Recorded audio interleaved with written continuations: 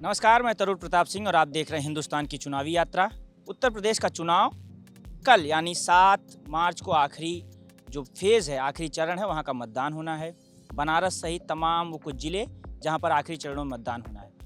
BHU की जब भी चर्चा होती है या बनारस की जब भी चर्चा होती है तो एक हॉस्टल की बहुत चर्चा होती है।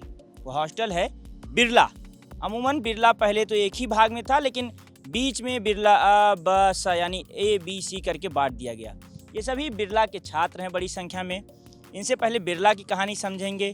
बिरला और LBS की कुछ अदावत भी चलती रहती है, उसकी भी बड़ी कहानी दिल्ली तक चर्चा रहती है। जो छात्र यहाँ से पढ़ कर जाते हैं वो भी कुछ कहानी बताते हैं कि बिरला और LBS की क्या चर्चाएं चलती है। और उसके इतर, क्योंकि ये सभी छात्र हैं, पढ़ाई कर रहे हैं, रिसर्च स्कॉलर हैं, तो जो शोध छात्र है भारत का, वो क्या चाह रहा है सरकारों से, नेट, JRF, UGC, उसकी फेलोशिप, इस पर चर्चा करेंगे। और अंत में BHU और उसकी राजनीति पर चर्चा करेंगे, क्योंकि एक समय यहाँ भी छात्र संघ हुआ करता था। देश की राजनीति पर चर्चा करेंगे, प्रदेश की राजनीति पर चर्चा करेंगे। लेकिन सबसे पहली जो शुरुआत करेंगे वो बिरला और उसकी कहानी पर, कि बिरला की क्या कहानी है जो बहुत से लोग नहीं जानते हैं या जो बहुत से लोग जानना चाहते हैं। क्या नाम है आपका? मेरा अवनींद्र राय नाम है। अवनींद्र जी, आप यहाँ बिरला की बिरला में ही रहते हैं और शोध छात्र हैं जी। अवनींद्र जी, इस बिरला की एक बड़ी कहानी हमें बताई जाती है। क्या कहानी है बिरला की? देखिए, कहानियों की बात करें तो ये इस छात्रावास की कहानियाँ देश भर में घूमती रहती हैं। काशी हिंदू विश्वविद्यालय का बहुत महत्वपूर्ण छात्रावास है। और जैसा कि अब चूँकि आप प्रश्न पूछ रहे हैं तो जाहिर सी बात है कि इसके बारे में तमाम कहानियाँ आपने सुन रखी होंगी, कैसे क्या होता है, और धमाके और लड़ाई झगड़े सब। चूँकि अपराध ऐसी चीज़ है जो भारतीय जनमानस को आकर्षित करती है, लेकिन एक छोटा सा विभेद है। काशी हिंदू विश्वविद्यालय का बिरला छात्रावास 1921 में स्थापित किया गया, और मालवीय जी ने जिन मूल्यों को सोच करके काशी हिंदू विश्वविद्यालय की स्थापना की थी, बिरला छात्रावास और इसके अंतःवासियों ने उन मूल्यों पर, मानवीय मूल्यों पर खड़े होकर के दिखाया है। और यह छात्रावास मानविकी अर्थात कला विषयों के लिए आवंटित होता है। यहाँ से देश ने दिग्गज राजनीतिज्ञ प्राप्त किए हैं, देश ने अच्छे प्रशासक प्राप्त किए हैं, जो मानवीय मूल्यों को लेकर के पूरे देश भर में अपनी सेवाएं देते रहे हैं और दे रहे हैं। नाम की लंबी फहरिस्त है, मैं गिनवाना नहीं चाहूँगा। आपको विकिपीडिया और तमाम गूगल से इस छात्रावास का नाम डालते ही प्राप्त हो जाएगा। और रही बात जो लड़ाई झगड़ों की है, एक चीज़ जान लीजिए कि युवा जोश जहाँ रहेगा वहाँ थोड़ी सी हुंकार होनी बहुत स्वाभाविक सी बात है। ये कोई IITs या कोई MBA के छात्रावास नहीं है जहाँ पैसा कमाने की मशीन बनाई जा रही है। यहाँ नागरिक बनाए जाते हैं। यहाँ देश के उज्जवल भविष्य के लिए राजनीतिक विचारधाराओं पर शोध होते हैं, और उनके इम्प्लीमेंटेशन के बीच में अगर किसी तरीके की कोई विवाद की स्थिति उत्पन्न होती है तो यहाँ के छात्र उसमें भी संलिप्त होने का काम करते हैं। तो इसलिए इसकी अपनी एक बहुत लंबी चौड़ी फहरिस्त कहानियों की बन गई है। चूँकि शासन चुनाव जब हुआ करते थे उस दरमियान ये बहुत चर्चा में रहता था। आदरणीय देवव्रत मजूमदार जी और फिर तमाम बहुत राष्ट्रीय स्तर पर हिंदी आंदोलन और बहुत सारी चीज़ों, और राजनारायण जी आज़ादी के दौर में जो बहुत प्रमुख नायकों के तौर पे जयप्रकाश जी के साथ, जिन्होंने फिर इमरजेंसी के भी दौर में बिरला छात्रावास। तो आप डिस्कवरी ऑफ इंडिया मतलब भारत एक खोज, जो जवाहरलाल नेहरू की पुस्तक पर बनी श्याम बेनेगल जी की वो धारावाहिक है, बहुत महत्वपूर्ण है। उसमें भी एक पूरा का पूरा एपिसोड इस छात्रावास की क्रांतिकारी गतिविधियों को ध्यान में रखते हुए बनाया गया। कुल मिला जुला के कहने का मकसद ये है कि छात्र राजनीति, युवा राजनीति और देश की आज़ादी के आंदोलन का हमेशा से केंद्र यह छात्रावास रहा है, और इसलिए कहानियाँ बनना बहुत स्वाभाविक है। दिल्ली से जब निकला तो BHU के कुछ छात्रों से मेरी बातचीत हुई थी। हम कहे मैं बनारस भी जाऊंगा, तो उन्होंने कहा थोड़ा पूछिएगा बिरला जाकर कि बिरला और LBS का प्रेम इतना क्यों है, क्या वजह है? नहीं, वो सब वो नया छात्रावास खुला हुआ है, लाल बहादुर शास्त्री, और मानविकी विषयों के ही छात्रों को वो आवंटित होता है। पहले ऐसा था कि प्रथम वर्ष में एलबीएस छात्रावास आवंटित होता था, फिर द्वितीय वर्ष के विद्यार्थियों को पुनः बिरला छात्रावास आवंटित हो जाता था। तो यहाँ कोई विवाद-उवाद की कोई ऐसी बात नहीं है और यहाँ कोई वर्चस्व की लड़ाई या ऐसी कोई बात नहीं है कि नहीं किसी वर्चस्व के चलते या किन्हीं चलते छात्र लड़ते हैं। छात्र यहाँ जब भी आंदोलित होते हैं, जब भी उग्र होते हैं, तब वह राष्ट्रीय और सामाजिक मुद्दों पर ही होते हैं। जब भी पुलिस या प्रशासन या किसी भी तरीके का कोई विवाद होता है तो वह निश्चित तौर पे राष्ट्रीय मुद्दा होता है, सामाजिक मुद्दा होता है। यहाँ व्यक्तिगत लड़ाइयों जैसी कोई बात नहीं है। मैंने पहले भी कहा कि जो यहाँ का अंतर्वासी नहीं है, जो बिरला की संस्कृति को, काशी हिंदू विश्वविद्यालय की संस्कृति को नहीं समझता है, जो सुदूर दिल्ली के किसी छोटे से कॉलेज में पढ़ा है, तो वो इस चीज़ को नहीं समझ पाएगा। वो प्रत्येक आंदोलन को उत्पात ही समझेगा और इसलिए उनकी समझ से बात। तो यहाँ विवाद जैसी आपसी कोई बात नहीं है। जब भी कोई मुद्दा होता है वह निश्चित तौर पे कोई राष्ट्रीय, सामाजिक और राजनीतिक मुद्दा होता है। अगर दिल्ली में किसी लड़की का बलात्कार हो जाएगा तो बिरला का छात्र चुप नहीं रह सकता है, वह बाहर निकल करके प्रदर्शन करने का काम करेगा। और प्रदर्शन के दरमियान यदि जिला मजिस्ट्रेट या पुलिस कमिश्नर या किसी के भी द्वारा असंसदीय तरीके से छात्रों को रोका जाता है तो लोकतंत्र की स्थापना हेतु उग्र प्रदर्शन करने को भी ये लोग बाध्य होते हैं। बस यही बातें हैं। अब इनको कहानियों के तौर पे पेश कर दिया जाता है, वो मामले अलग है। क्योंकि आप सभी शोध के छात्र हैं तो मैं जो समझना चाहता हूं कि वर्तमान समय में जो वर्तमान की सरकारें हैं, शोध को लेकर अलग अलग चीज़ें हैं, दिक्कतें कहाँ महसूस कर रहे हैं? क्योंकि समाधान क्या अच्छा किया सरकार के प्रवक्ता वो बता देते हैं, लेकिन एक शोध छात्र के रूप में अभी आप लोग कौन कौन सी दिक्कतों का सामना कर रहे हैं? देखिए, जहाँ तक शोध का विषय है तो समकालीन परिस्थिति और बहुत सारी चीज़ें, अनेक तरीके से लोगों का सोचना और ये सब चलता रहता है।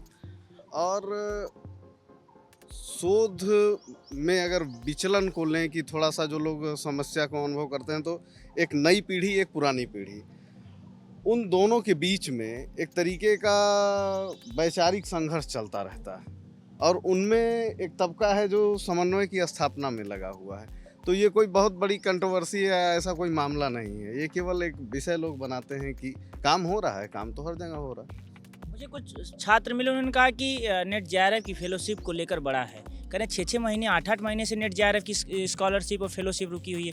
क्या ये वाकई सच्चाई है? और आप लोग नेट की भी स्कॉलरशिप बढ़ाने की बात करें कि भाई जेआरएफ के बराबर कर दीजिए, 8 या 9 हज़ार शायद नेट की स्कॉलरशिप मिल रही है। हाँ, आपको बताएं कि जो नेट की स्कॉलरशिप हम लोग को मिल रही है, 1.5 दशक से मिल रही है, 8 हज़ार ही। अब जेआरएफ वालों की मतलब 35-40 हज़ार हो गई, तो इसलिए 36 हज़ार। तो हम लोग आपके माध्यम सरकार से कई बार हम लोगों ने बात रखने की कोशिश किया है और हम लोग कुलपति से भी निवेदन किए हैं कि भाई जब महंगाइयाँ बढ़ रही हैं, हर फंड बढ़े, तो नेट के छात्रों के साथ ही आप दोयम दर्जे का व्यवहार आप क्यों कर रहे हैं? नेट वालों को केवल 8 हज़ार 1.5 दशक हो गए, 5 से 8 हुआ था, उसके बाद आज तक बढ़ा नहीं है। जेआरएफ वालों के निरंतर बढ़ाते जा रहे हैं। तो ये छात्रों के साथ 2 तरह का व्यवहार करेंगे तो इससे एक उच्च और गुणवत्ता युक्त शोध कैसे हो पाएगा? जब छात्र 8 हज़ार में क्या खाएगा, क्या नहाएगा? 4 हज़ार रुपया तो उसका मेस मनी आता होगा। आप महंगाई देख रहे हैं, अगर 50 रुपये 100 रुपये डाइट अगर खाने का है तो 4 हज़ार 5 हज़ार तो उसके खाने का चार्ज हो गया। उसमें क्या वो पढ़ेगा और क्या रहेगा, क्या नहाएगा? तो सरकार को इस पर ध्यान देना चाहिए। जब आप उच्च गुणवत्ता युक्त शोध की बात करते हैं तो उसमें संसाधन मुहैया कराए और सरकार इस दिशा में काम करेगी। हम लोग को उम्मीदें हैं, क्योंकि जैसे जेआरएफ उन्होंने दिया है तो नेट वालों को भी देगा। हमारे कुलपति जी ने भी अच्छी पहल की है कि हम अलग से अपने फंड से छात्रों को देंगे स्कॉलरशिप। इसके हम लोग स्वागत करेंगे। और कुछ समस्याएं हैं फेलोशिप को लेकर, बाकी चीज़ें ठीक है। इस तरह की समस्याएं अभी सरकार की तरफ से क्या कहा जा रहा है? क्योंकि केंद्र में भी सरकार के 7 साल हो गए हैं, तो सरकार की तरफ से जब आप लोग इस तरह से बात करते हैं, धर्मेंद्र प्रधान जो कि खुद यूपी के प्रभारी हैं और लगातार बनारस और यूपी में घूम रहे हैं, क्या आप लोगों की उनसे कोई बातचीत इस दौरान हुई है? शिक्षा मंत्री से या उनके प्रतिनिधियों से अगर बातचीत हुई तो क्या उधर से रिस्पॉन्स आ रहा है? जैसे हमारा प्रतिनिधि, मैं जिस विश्वविद्यालय में हूँ, इसका प्रतिनिधि कुलपति होता है और हम लोगों की जवाबदेही अपने कुलपति के प्रति होती है। तो हम लोगों ने अपनी बात कुलपति को रखा है। कुलपति थ्रू चैनल प्रॉपर माध्यमों से अपनी बातचीत किए हैं सरकार के लोगों से और सरकार ने आश्वासन दिया है इस पर जल्द ही उन लोग निर्णय लेंगे और हम लोग समय समय अपनी बात रखते रहे और रखते रहेंगे। और हम लोग को अभी जो अब आपको बताएं कि ये हम लोगों का विश्वविद्यालय जो है किस तरह से मानवीय मूल्यों की रक्षा करता है, आपको उदाहरण दे रहा हूँ। अभी 2-3 दिन पहले काशी हिंदू विश्वविद्यालय की जांच शुल्क बढ़ गई थी। हम लोगों ने अपनी बात रखी तरीके से जाके और कुलपति जी ने उस पर, ये बिरला के ही लोग थे, आपको बताऊँ, बिरला की बात कर रहे थे, तो बिरला के लोग न केवल अपने बारे में सोचते हैं बल्कि जन के भी बारे में सोचते हैं, लोग के बारे में सोचते हैं। जब किसी के साथ कोई गलत होता है तो बिरला का छात्र खड़ा होता है, क्योंकि बाकी जो यहाँ पे तमाम संस्था इंस्टीट्यूट्स हैं, IT वालों ने इंजीनियर बना दिया, मेडिकल वालों ने डॉक्टर बना दिया, MBA वालों ने कॉर्पोरेटर बना दिया, तो लोक हित में लड़ने वाले लोग कौन बनाएगा? तो बिरला छात्रावास और कला संकाय के लोग और सामाजिक विज्ञान संकाय के लोग बनाते हैं। डॉक्टर इंजीनियर की फैक्ट्री है तो नेता फैक्ट्री कहाँ से बनेगी? वो बिरला छात्रावास देता है, नेतृत्व देने की क्षमता रखता है, मुद्दों पर ज्वलंत तरीके से बात रखने का मादा किसी में है तो बिरला के लोगों में रहता है।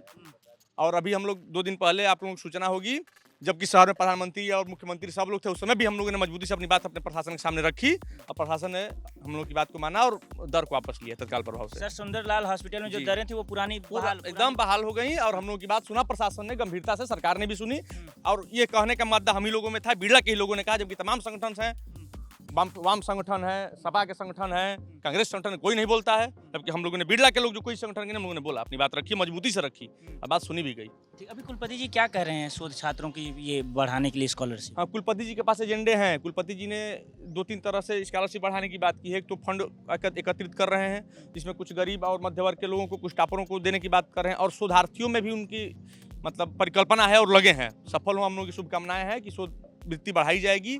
और आगे बात पार्टिकुलर नीट वालों के लिए, तो उन लोगों को यही कहना है कि सरकार बढ़ाती है, तो हम लोगों ने कहा कि आप लोग सरकार से बात करें, क्योंकि हम लोग की समस्या है और यह सीधे छात्र से जुड़ा समस्या, हर एक छात्र से प्रभावित होता है, इसलिए इस पर सकारात्मक निर्णय होना चाहिए। और कुलपति जी आश्वासन दिए हैं, वो बात कर रहे हैं। एक चीज़ मुझे ये बताइए कि कभी कभी जब भी आता है कि बीएचयू में छात्र संघ होना चाहिए, बीएचयू ने कई छात्र नेता दिए हैं, कई छात्र नेता चुनाव भी लड़ रहे हैं जो यहाँ से चुनाव जीते हैं, लंबे समय से यहाँ छात्र संघ का चुनाव नहीं हो रहा।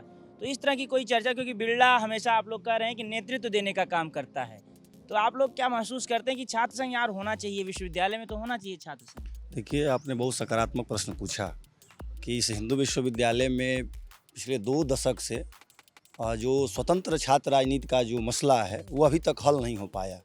2011 में एक बार छात्र परिषद का चुनाव हुआ था, जिस परिषद का मैं सदस्य के रूप में खुद चयनित हुआ था, लेकिन उसके बाद लगातार हम लोगों ने प्रयास किया, लेकिन इस विश्वविद्यालय में तमाम ऐसे कारण दिखा करके, आवासीय परिदृश्य दिखा करके, शैक्षणिक वातावरण दिखा करके छात्र संघ का चुनाव नहीं कराया जाता है। लेकिन मेरे समझ से यह विश्वविद्यालय में लोकतंत्र का एक हत्या की जा रही है, क्योंकि यहाँ पर होना चाहिए, क्योंकि ये विश्वविद्यालय छात्र राजनीति की एक पाठशाला होती है और हमें लगता है कि इस पाठशाला को पुनः खोल देना चाहिए, ताकि देश को, प्रदेश को अच्छे नेतृत्व मिले और जिससे कि राजनीति में सकारात्मक ऊर्जा के साथ कार्य करने वाले जो हमारे युवा पीढ़ी के लोग हैं वो जाएं और देश के लिए कुछ बेहतर करें।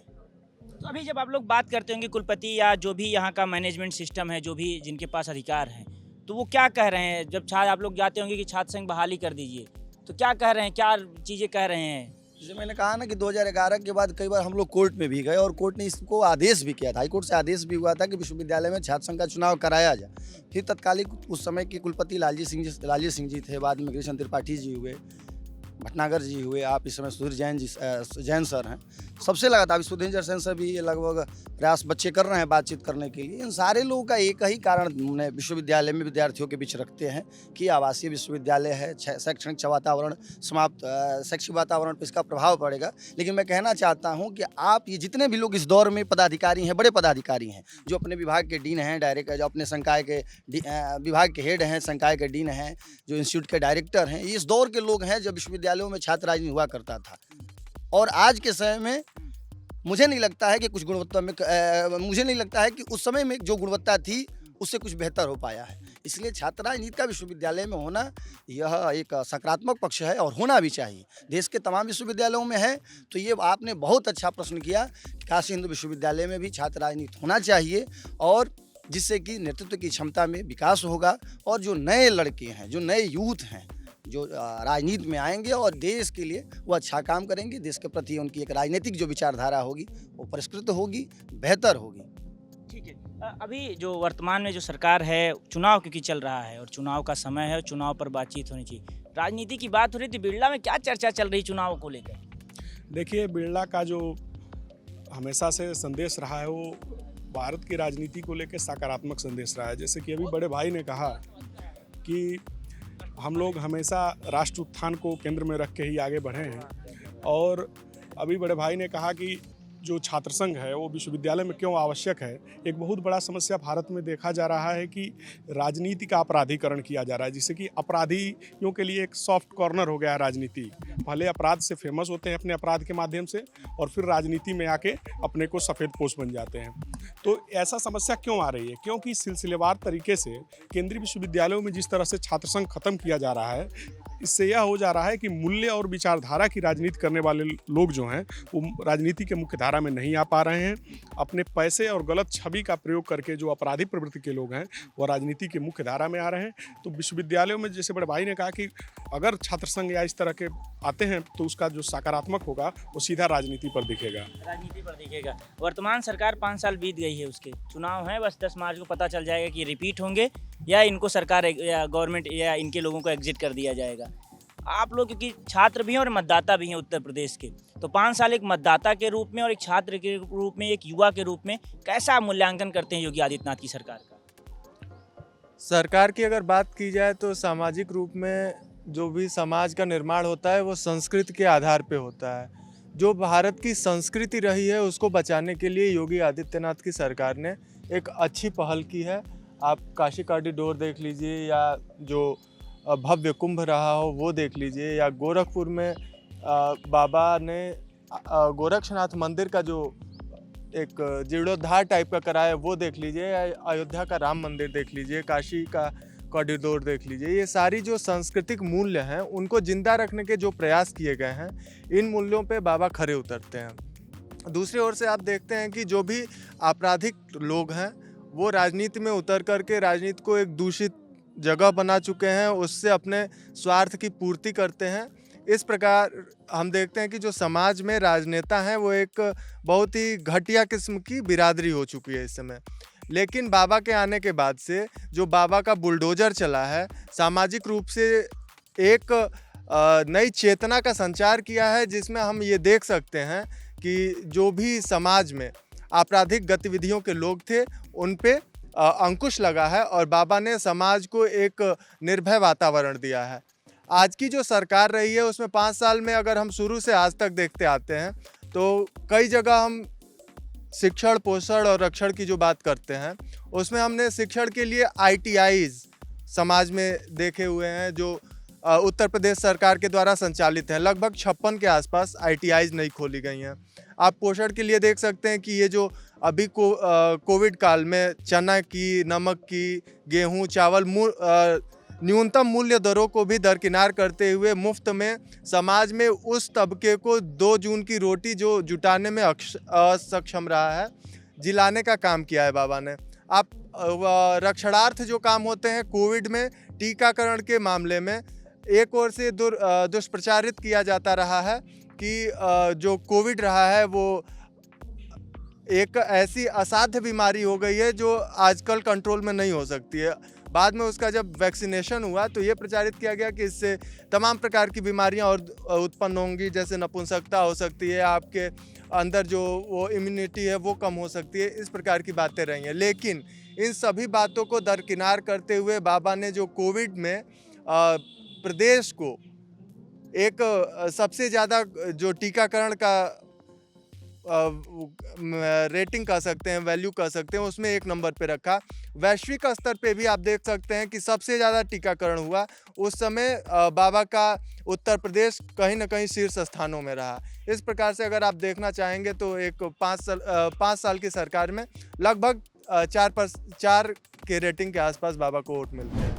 आपको क्या लग रहा है? अभी आप लोगों ने कई बातें सुनी, अभी चुनाव में रोजगार, इस तरह की जो बातें हुई, रोजगार, विश्वविद्यालयों में ओपन स्कूल, जो बच्चे घर से पढ़ने के लिए मजबूर हुए, इस तरह के जो मुद्दे हैं कितने प्रभावी हैं? क्या युवा इस पर वोट कर रहा है या उसके लिए भी जब चुनाव की चर्चा करते हैं, खासकर उत्तर प्रदेश और उसमें भी पूर्वांचल, तो जाति हावी हो जाता है युवाओं के मन में भी कि फला जात के नेता हैं या इस जात के नेता हैं, तो वो ज़्यादा प्रभावी रहता है? देखिए, सबसे बड़ी समस्या तो जाति की है ही। पूर्वांचल में मुद्दे तो हैं ही, जैसे रोजगार, विकास या जो चीज़ भी हो, अन्न, राशन, ये सब मुद्दे तो हैं ही। लेकिन कहीं ना कहीं आप देखें तो मैं ये बोलना चाहता हूँ कि जैसे राजनीतिक पार्टियाँ हैं, ये राजनीतिक पार्टियों को इतना दम्भ है खुद के ऊपर कि वो पहले से ही अपना गुड़ा गणित जो है बिठा के चल रही है कि इस फला जात का वोट मेरे पास है, इस फला जात का वोट मेरे पास है, इस फला जात का वोट मेरे पास है। पता चला किसी कोई बोल रहा है मेरे पास तो 14% वोट है। तो ये दम्भ जब तक क्योंकि ये दम्भ कौन दे रहा है? ये जनता ही दे रही है, पब्लिक ही दे रही है कि अरे यार तुम कुछ भी करो, तुम चाहे जितना अत्याचार करो या कुछ भी करो, या 12 से 17 जितने भी कालखंड में जितने जो कुछ भी हुआ, लेकिन उनको क्या है कि उनको खुद के ऊपर इतना विश्वास है कि ये जातियाँ कहीं ना कहीं मेरे पास ही रहेंगी। अब जो है जिन जातियों का वोट बैंक, मतलब आजकल हम लोगों को क्या है, वोट बैंक की तरह यूज किया जाता है, लेकिन मुझे लगता है कि मुद्दे शिक्षा, विकास, रोजगार, राशन, यही सब होने चाहिए। और कहीं ना कहीं अगर आप एक बात कहें कि योगी सरकार की कितनी खरी उतरी है, तो देखिए हर कोई बहुत अच्छा काम भी नहीं कर सकता, बहुत बुरा काम भी नहीं कर, लेकिन 12 से 17 की तुलना में योगी सरकार ने बेहतर काम किया है, इस बात का बेहतर काम किया 12 से 17 के कालखंड के तुलना करने के। मुझे एक चीज़ समझाइए, क्या वजह है कि अभी भी उत्तर प्रदेश में जब बड़ी संख्या में युवा मतदाता हैं तब भी जाति का जो एक वो बन गया है, जाति का एक सर्कल बन गया, उसको तोड़ नहीं पा रहे हैं लोग? क्या वजह है कि युवा मतदाता क्या बड़ी संख्या में अभी भी जातियों को ध्यान में रखकर वोट कर रहे हैं? नहीं, ऐसा नहीं है। केवल जातियों के आधार पर ही चुनाव नहीं होता। ये अलग बात है कि कुछ क्षेत्रीय दल और कुछ क्षेत्रीय पार्टियां, लोकल पार्टियां इस तरीके से जातियों के नाम पर खड़ी होती हैं और चुनाव में 2-4 सीटें, 10 सीटें या जो भी है जीत के आती हैं। लेकिन दरअसल जो राष्ट्रीय पार्टियां हैं वो इस कॉन्सेप्ट पे काम नहीं करती। केवल जातियों के कॉन्सेप्ट पर कोई भी राष्ट्रीय पार्टी काम करके चुनाव जीत जाए, ये संभव नहीं है। ये काम छोटी पार्टियां करती हैं। जैसे किसी पर्टिकुलर विधानसभा में किसी जाति विशेष का ज़्यादा वोट है या 2-4 विधानसभाओं में इस तरीके है, तो उन्होंने एक पार्टी बनाई और 2-4 विधानसभाओं में इस तरीके का चुनाव लड़ते हैं कि अगर उनको सफलता मिल गई 2-4 सीटों की, तो वो एक तरीके से लोग उनको अपने साथ जोड़ते हैं। पहले जब कभी सीटें लोगों की कम हुआ करती थी तो 2-1 विधायक, 4 विधायकों का बड़ा मायने होता था। लेकिन इधर बीच आपने देखा होगा कि जो राष्ट्रीय पार्टियों का ट्रेंड है वो इन सब चीज़ों से हट कर चुनाव लड़ने का प्रयास कर रहे हैं। और कमोवेश इन मुद्दों से हट कर चुनाव लड़ने का कारण एक है कि उनको सभी, मतलब हिंदुस्तान के सभी नागरिकों का वोट चाहिए, या उत्तर प्रदेश के सभी नागरिकों से अपेक्षा करते हैं कि उनका जनमत उनकी तरफ हो। वो इस प्रकार से जनबल इकट्ठा करने का प्रयास करते हैं। जातियाँ सिर्फ उसका आधार नहीं है। इस बार क्या लगा कि आप लोग ने, क्योंकि अब मतदान आखिरी चरण, आखिरी फेज में पहुंच गया है, क्या मुद्दा था और क्या चाहते हैं आप सरकारों से कि इस चीज़ का जब 10 मार्च के बाद फैसला और नई सरकार का गठन हो उत्तर प्रदेश में, कोई भी हो, रिपीट होते हैं या कोई दूसरी नई सरकार बनती, दूसरे मुख्यमंत्री बनते हैं, उनसे क्या चाहते हैं? कौन सी वो 2-3 बड़े मुद्दे हैं जो छात्र, बिरला का, BHU का या पूर्वांचल का, उत्तर प्रदेश का छात्र समाधान के रूप में चाहते हैं? सबसे पहले तो मुख्य बात है कि बेरोजगारी की हमारे बीच समस्या बहुत बड़ी है। आप अभी पिछले दिनों से बहुत प्रचारित किया गया कि इतने सारे लोग जो है अगर शिक्षा लेंगे, इतने स्कूल खोलेंगे तो फिर कहाँ से नौकरियां दी जा सकती हैं। लेकिन ये अभी हकीकत है कि इन सेक्टर से आप जब दूसरे सेक्टर में देखते हैं तो वहाँ भी वही स्थिति है। आप यकीन मानिए कि इस बार मैं जहाँ से आता हूँ वहाँ 250 रुपये की यूरिया मैंने 1600 रुपये में खरीदी है। 1300 रुपये की डाई हमको 3600 में मिली है। अब बताइए कि किसान का बेटा अगर किसान खेत में काम करेगा तो वहाँ भी उसके साथ यही समस्या है। उसकी जितनी लागत है वो तो मिल नहीं पा रही है। बिहार में मेरा घर यही बनारस से 100 किलोमीटर दूर है, वहाँ पर ये समस्याएं हमको देखने को मिली है। और ये प्रचारित किया गया कि इस बार पूरा जो उर्वरक है वो उत्तर प्रदेश में भेज दिया गया क्योंकि वहाँ इलेक्शन है। तो इस तरह की चीज़ें तो वहाँ भी आ रही हैं। इसलिए सबसे महत्वपूर्ण जो बात है कि कम से कम शिक्षा और रोजगार पर ध्यान दिया जाए। और शिक्षा में जैसे लोकतांत्रिक ढांचे को ख़त्म किया जा रहा है, ये बहुत सी चीज़ें ऐसी हैं हमारे बीच जिसमें आप देखेंगे कि सुप्रीम कोर्ट के न्यायाधीश जो है वो सामने आके कहते हैं कि सरकार हमको काम नहीं करने दे रही है। तो आपने 4 जजों वाली बातचीत छेड़ी। बिल्कुल हाँ? बिल्कुल। हाँ। आप यहाँ वो सामने निकल के आते हैं। यहाँ भी आप देखते हैं उत्तर प्रदेश में भी कि बहुत सारे लोग आते हैं और कहते हैं कि नहीं, हम अपने स्तर पर काम नहीं कर पा रहे हैं। पुलिस वालों को घेर के गोली मारी जाती है। कौन सा केस था ये? बुलंदशहर में एक पुलिस वाले को मॉब लिंचिंग हुई थी, इसी सरकार में हुई थी। हाँ। तो सुबोध वाले में आप देखते हैं कि एक एप्पल का जो मैनेजर था उसको लखनऊ में गोली मार दी जाती है। तो हम समाज को किस तरफ लेके जा रहे हैं ये भी देखा जाता है कि राजनीति हमारे समाज को दिशा भी देती है। आप किस तरह के नियम बनाते हैं, कौन लोग आपके नाम पर राजनीति करते हैं, कौन लोग आपका झंडा उठा के चलते हैं और वे किस विचारधारा के साथ क्या लेके आते हैं समाज में, ये भी ध्यान देना है कि अपराधियों को आपने संरक्षण दिया है या उनके खिलाफ मुहिम दी छेड़ी है। सरकारों और राजनीतिज्ञों को अब ध्यान देने बिल्कुल बिल्कुल, इस समय जो है मिलीजुली गठजोड़ बहुत मजबूत हुआ है। बीएचयू और बिरला के जब छात्रों से जब भी बातचीत होती है तो एक चीज़ बड़ी बेहतरीन चीज़ सामने आती है, वो ये है कि पार्टी सरकारों से इतर ये तमाम लोग जब छात्रों की बातचीत करते हैं और छात्रों के जो मुद्दे हैं वो सामने आते हैं। उन्होंने कहा कि हम समाज को किस दिशा में ले जा रहे हैं, राजनीतिज्ञ उसको भी सोचने की आवश्यकता है। किस दिशा में बढ़ रहा है भारतीय समाज और क्या चिंताएं हैं आप जैसे युवाओं की? युवाओं जैसे राष्ट्र हित में समाज बढ़ रहा है। क्या चाहते हैं आप जैसे जो युवा हैं, सरकारों से क्या चाहते हैं, क्या उम्मीद रखते हैं? उम्मीद यही रखते हैं कि हम लोगों को युवा शक्ति को रोजगार मिले, अच्छी पढ़ाई मिले और यही चाहते हैं। हाँ, क्या रहेगा, क्या है आप जैसे युवाओं का, बिरला के छात्रों का, बीएचयू के छात्रों का, क्या चाहते हैं सरकार से? मुख्यमंत्री या जो भी सरकार बने उससे क्या उम्मीद रखते हैं? देखिए, वर्तमान में मैं भी यहाँ से पीएचडी कर रहा हूँ, तो मैं चाहूँगा कि हम लोग का जो पीएचडी में स्कॉलरशिप मिलता है वो 8,000 रुपये है, इसको बढ़ा दी जाए, क्योंकि हम लोग को रिसर्च में खर्चा पड़ता है जो कि 8,000 से पूर्ति नहीं हो पाती है। अतः मैं अपने निवेदन करता हूँ बीएचयू प्रशासन से और मुख्यमंत्री जी से कि इस पर कुछ संज्ञान ले और इस पर ध्यान दें। तो ये बीएचयू और बिरला के छात्र हैं। बिरला की भी कहानी सुनी, दिल्ली में जो कहानियाँ चलती उन्होंने कहा इसके इतर बिरला का छात्र जब भी समाज को, राजनीति को, जिसको भी ज़रूरत होती है तो बिरला का छात्र खड़ा होता है और आवाज़ उठाता है, लोकतांत्रिक ढंग से उठाता है। इन्होंने ये भी इस चीज़ पर बड़ा जोर देकर कहा। अब खैर ये तमाम लोग हैं, इनके अपने अपने मुद्दे हैं। उत्तर प्रदेश का चुनाव बिल्कुल आपने अपने आखिरी चरणों में है। 7 तारीख को मतदान हो जाएगा, उसके बाद 10 मार्च को नए सरकार को लेकर जो फैसला है उत्तर प्रदेश की जनता वो सुना देगी। देखना होगा कि इस बार किसकी सरकार बनती है। अगर आप हिंदुस्तान का मोबाइल ऐप अभी तक डाउनलोड नहीं किए तो निवेदन है कि मोबाइल ऐप डाउनलोड कर लीजिए, क्योंकि हिंदुस्तान 10 मार्च को सबसे तेज और सबसे सटीक चुनावी नतीजे आप तक पहुंचाएगा। नमस्कार।